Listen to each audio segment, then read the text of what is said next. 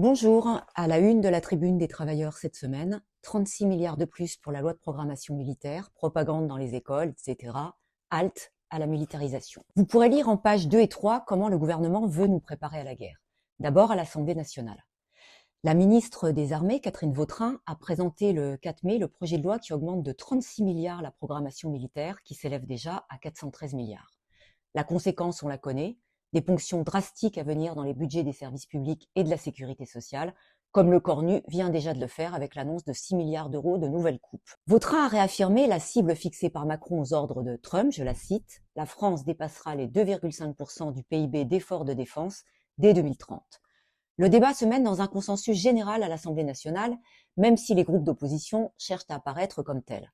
Bastien Lachaud a, au nom de LFI, présenté une motion de rejet dénonçant une loi de programmation militaire mal pensée, mal ficelée, qui fragilise notre défense nationale.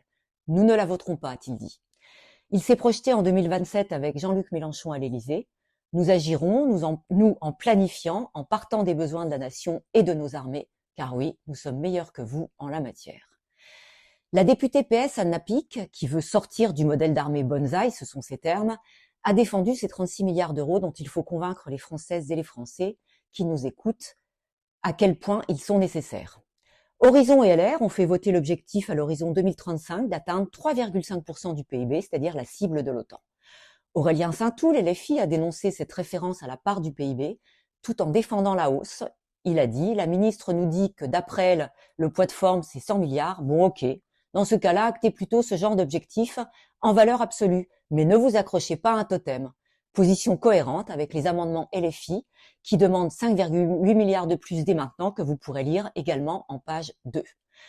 Au-delà de l'Assemblée nationale, l'offensive de militarisation vise toute la société. Les opérations de coopération entre l'armée et l'éducation nationale se multiplient, mais aussi entre les hôpitaux publics et les services de santé des armées, par exemple. L'argent coule donc à flot pour la guerre, pendant que les travailleurs et leurs familles doivent chaque jour un peu plus se serrer la ceinture, surtout que les carburants continuent d'augmenter. Jusqu'où ira l'inflation des prix? C'est la question que pose l'éditorial de la Tribune des travailleurs cette semaine. Les instituts officiels évoquent 3%, mais les travailleurs savent que pour leur famille, l'augmentation du coût de la vie rapporté aux revenus est proportionnellement plus importante. 3% aujourd'hui, combien cet été? Comment bloquer cette spirale? Sophie Binet, secrétaire générale de la CGT, vient d'écrire à Le Cornu. Face à l'inflation, elle demande que le Parlement discute d'un plan d'urgence pour protéger les travailleurs et les travailleuses et mettre à contribution les profits. Elle évoque notamment l'augmentation des salaires et la revalorisation des pensions et des minima sociaux. Il faut, écrit Sophie Binet, rétablir l'indexation des salaires sur les prix. Elle rappelle l'échelle mobile des salaires en vigueur en France jusqu'en 1983 et suggère que cette indexation soit financée en prenant sur les profits et sur les exonérations de cotisations sociales auxquelles il faut mettre fin, dit-elle. Oui, il faut une véritable échelle mobile des salaires. Comment imposer un tel dispositif?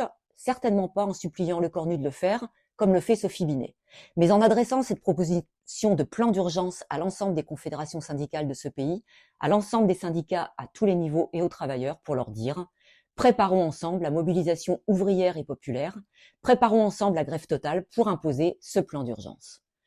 Pour cela, les organisations ouvrières doivent pouvoir contrôler chaque mois l'évolution du panier moyen de consommation ouvrière et pouvoir déclencher l'ajustement automatique des salaires, des pensions et des minima sociaux en proportion de l'inflation constatée.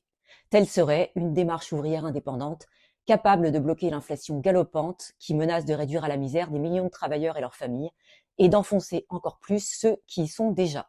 Vous pourrez lire dans les pages internationales, notamment en page 11, la situation aux États-Unis. Alors, il est difficile de savoir dans quel sens évoluera la situation en Iran.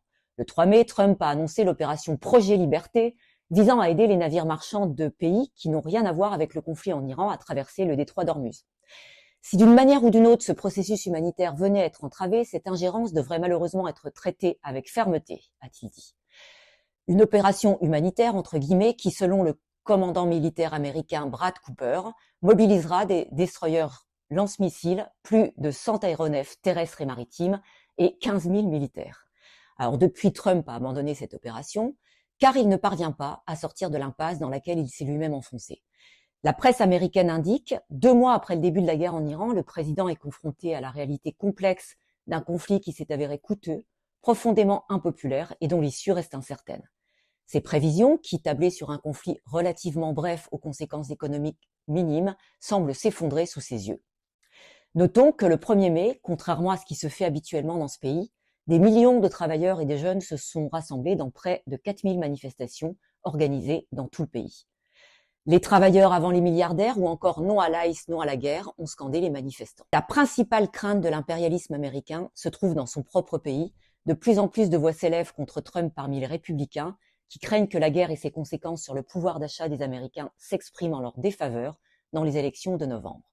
Contre la guerre impérialiste, contre le chauvinisme et le social-chauvinisme, pour l'Internationale ouvrière, tous au meeting du 8 novembre à Paris.